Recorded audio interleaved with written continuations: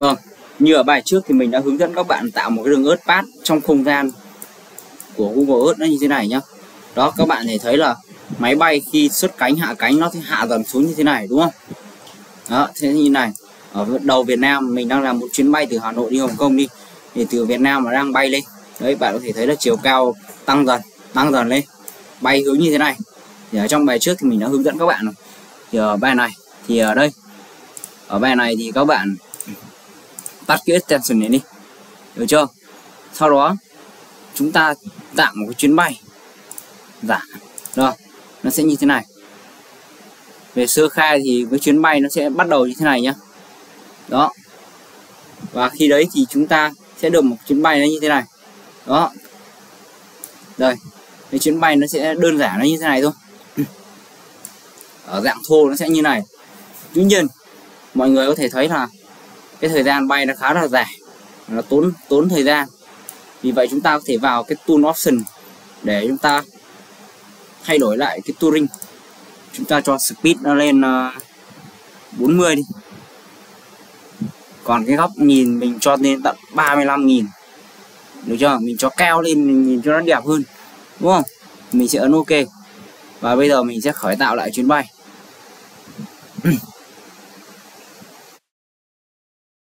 Đó, mình sẽ được một cái góc nhìn rộng hơn. Đó, ví dụ như ở đây thì mọi người đây, mọi người muốn nó đơn giản hơn thì mọi người vào đây chọn Property và mọi người thay đổi cái logo cho nó. Đây, mọi người thay cho nó thành cái máy bay đi, được chưa? OK. Ví dụ mọi người đặt Hà Nội Hồng Kông. Đấy, mọi người sẽ đặt đó thì cái chuyến bay nó sẽ như thế này. Đó, nó sẽ đi như thế này. Trong Google Earth bay sơ khai thì nó sẽ đi như thế này. Đó. Và chúng ta muốn cái mà nó đây, mình cho cái scale này nó to lên chẳng hạn, mình cho nó lên 12 chẳng hạn. Đó, ví dụ vậy thôi. Thì nhưng mà được cái là tại vì mình đang giới hạn không gian nhìn nên vì vậy mà cái nó rất là khó. Vì vậy thôi tốt nhất là mình cứ để nguyên về cái tỷ lệ cho nó là 4 đi chẳng hạn. Mình cho xuống 4 đi. Mình cho xuống 3 đi. Đó, mình sẽ tạo được một cái chuyến bay đơn giản như này đó. Trước khi mà chúng ta can thiệp được vào những cái website lớn và những cái plugin khác thì đây, mọi người cứ tạm thời nó như thế này đó. Đó. Thì một cái chuyến bay nó sẽ đơn giản nó như thế này. Nếu thế thì chúng ta thấy nó vẫn còn thấp quá đúng không? Chúng ta tăng con option lên. Mình đây mình cho lên tận 55.000 đi. OK, apply, OK. Mình sẽ tạo lại tour. Đó.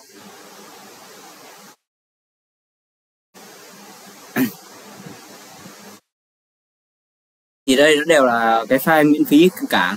Và trước khi chúng ta phải mất phí thì nó sẽ như thế này. Đấy, nó sẽ như thế này. Đấy. Để lại là chúng ta cần nhìn lại cái khung hình. Đó. Đấy, sẽ bay xuống Hồng Kông. Đấy, sẽ bay xuống sân bay Hồng Kông. Đấy, mọi người có thể tạo đến một cái logo đơn giản nó như thế này thôi. Thì là một cái chuyến bay nó đơn giản chỉ có như thế này thôi. Thì tuy nhiên để ớt được cái mô hình máy bay 3D nó chạy ấy, thì nó lại là một chuyện khác, thì nó lại khá là khó. Như vậy mà mình sẽ hướng dẫn ngay sau đây, mình sẽ hướng dẫn các bạn cái cách thêm mô hình máy bay vào trong Google Earth. Tiếp sau đó thì mọi người lưu cái tour đấy, được chưa? Mọi người sẽ lưu lại cái tour đấy. Thì ở đây mình lưu rồi. Sau đó mọi người ấn vào đây, mọi người ấn vào cái tour ấy, mọi người vừa tạo ấy, mọi người lưu cho mình ở cái file ở chế độ KML, được chưa? CA1 KML. Đó, ví dụ đây mình CA1 đi, camera 1, OK. Mình sẽ lưu nó ở chế độ KML, được chưa? Sau khi lưu được như thế này thì bắt đầu là mình sẽ lưu cái video này ở định dạng KML nha các bạn. OK, dự án 3 đi. Mình sẽ lưu nó ở định dạng KML. OK. Sau đó mọi người lên cái website này giúp mình, được chưa? Mọi người lên website này giúp mình, mọi người sẽ chuyển tệp tin này. Ở đây mình vào dự án 3 đi. Mình sẽ ấn vào đây. Và mình sẽ đặt mặc định ở chiều cao mặc định bây giờ mình cho 55.000 đi. OK. Và độ dốc là 66, mình cứ kệ nó đi. Mình ấn tải lên. Thì sau đó chúng ta giữ lại, được chưa? Đó, mình mở ra đây, mình sẽ đổi tên nó thành CA2 đi. Sau đó mình cắt nó vào trong dự án của mình. Mình cắt nó vào trong dự án của mình đây, dự án 3 đây. Sau đó mình mở nó lên, mình loát nó vào trong Google Earth. Đó, khi đấy thì mình sẽ có được một cái góc nhìn như thế này nha mọi người.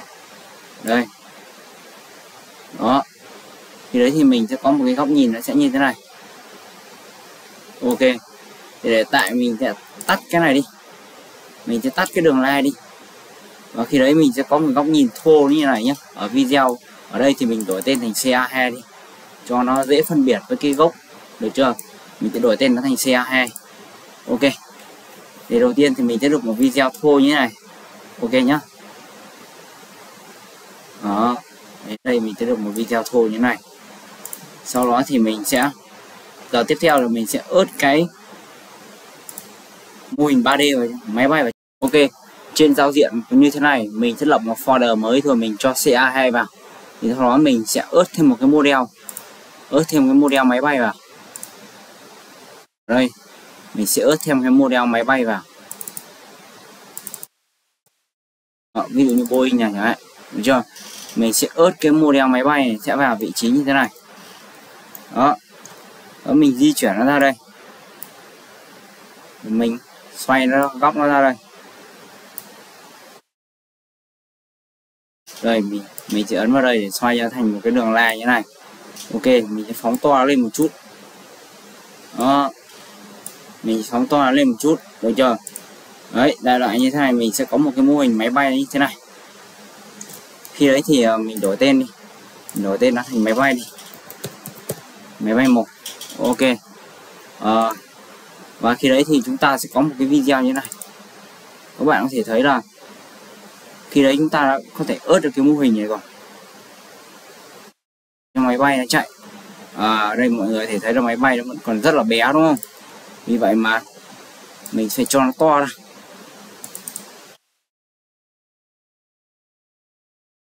Phải cho nó to ra. Đến nó tầm thế này đi. Tại vì mình mô phỏng nó từ xa rồi.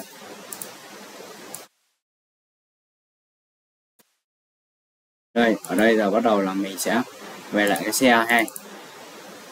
Đó. Đấy, khi đấy các bạn thì thấy là vị trí máy bay bắt đầu nó sẽ xuất phát, nó đại loại nó sẽ như thế này. Thì sau đó chúng ta sẽ, tuy nhiên máy bay nó chưa chạy đâu nhé các bạn. Chúng ta sẽ phải ấn vào đây, chúng ta ấn copy, chúng ta sẽ tạo một cái text mới này đi, thì mình sẽ xóa hết nó đi, mình copy nó, sau đó mình Ctrl V. Đó, mình Ctrl V nó để sửa code cho nó nha các bạn. Ok, để mình sẽ sửa code cho nó. Ở đây mình sẽ tạm dừng đã. Ok, tiếp theo thì mọi người sẽ phải thêm cái câu lệnh này giúp mình, được chưa? Đó, mọi người nhớ giúp mình thêm cái câu lệnh này giúp mình.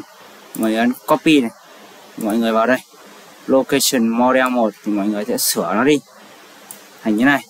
Đó, location ID bằng OG. Và thứ hai nữa là mọi người sửa giúp mình cái câu lệnh này. Đó, đây mọi người sẽ copy câu lệnh này, được chưa? Mọi người sẽ cho nó sang đây và mọi người sẽ sửa cái câu lệnh này thành như này, được chưa? Khi đấy chúng ta sẽ sửa, lưu ý các bạn tìm cái đoạn code mà nó có cái model đấy, nó sẽ có cái chữ model như này này. Sau đó mọi người thêm hai cái lệnh như nãy của mình ghi như này. Mọi người tiếp theo đó mọi người ấn Ctrl A, mọi người copy nó, được chưa? Sau đó mọi người xóa cái logo này đi, được chưa? Mọi người xóa cái logo này đi, xóa cái model này đi. Tiếp theo đó mọi người chọn vào cái thư mục chúng ta chuẩn bị làm, mọi người paste vào đây cho mình, được chưa? Ok, sau đó mọi người khởi động lại Google Earth cho mình. Đó, mọi người server, sau đó mọi người khởi động lại Google Earth cho mình.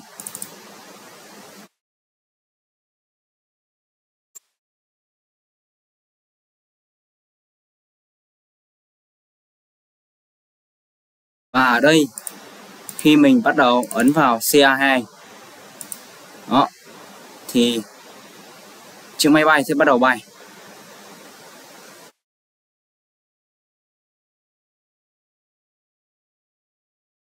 Mọi người có thể thấy chiếc máy bay bắt đầu di chuyển. Đó, mọi người có thể thấy chiếc máy bay bắt đầu di chuyển.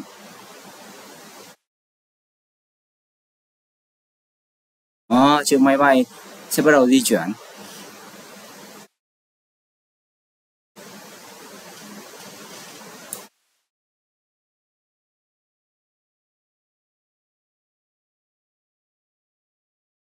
Tuy nhiên, đó, mọi người có thể thấy không?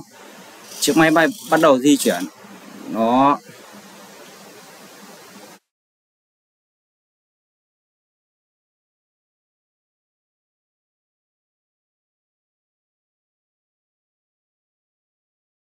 Chiếc máy bay bắt đầu di chuyển nhá.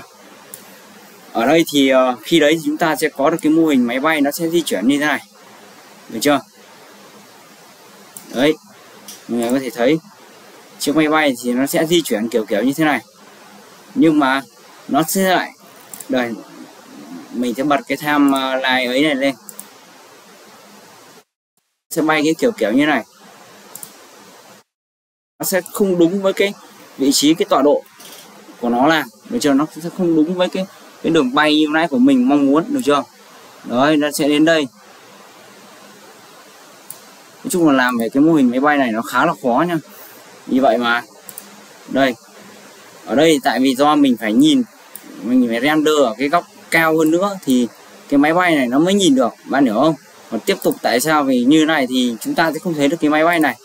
Thì khi đấy mọi người sẽ phải sửa ra cái máy bay nó như thế này, sửa lại cái tầm nhìn, xuất lại cái file CA2 này trên web kia nhá.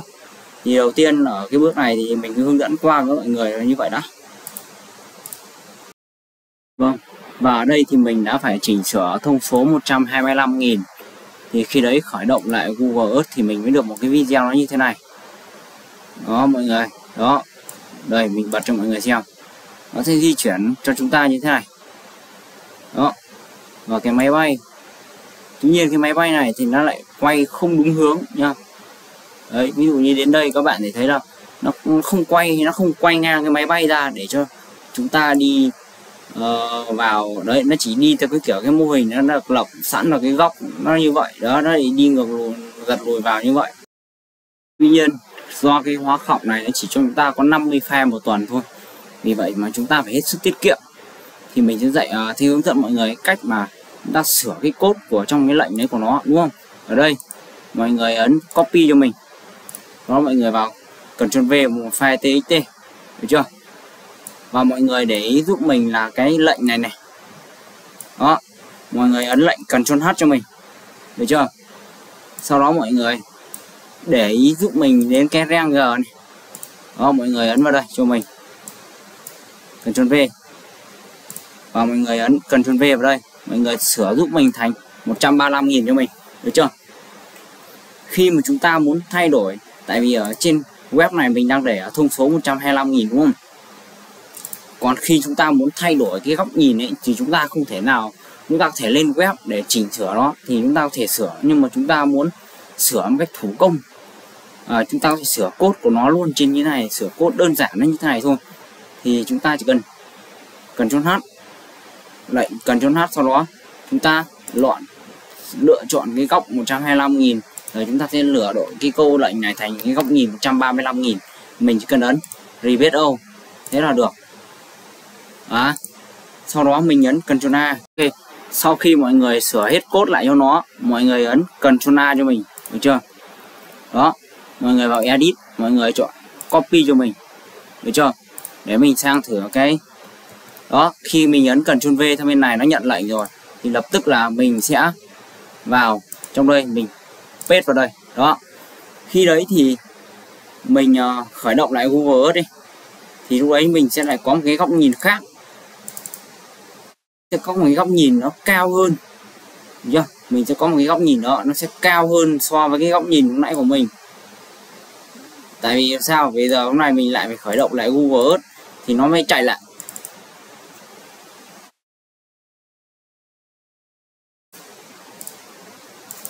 Đây, khi mà mình khởi động này Google Earth này, mình sẽ nhấp này, mình sẽ được một cái góc mà cái máy bay này nó sẽ bay cao hơn. Như nãy là do mình up lên web mình lát lại ấy, thì nó cũng được, nhưng mà nó sẽ tốn lượt của chúng ta làm. Và khi chúng ta khởi động lên như này thì chúng ta sẽ có máy bay nó sẽ di chuyển. Đó, máy bay nó sẽ di chuyển theo chúng ta. Ở đây thì các bạn có thể thấy là đó, đến cái đây này nó có cái góc máy bay nó quay đấy, nó sẽ bay như này.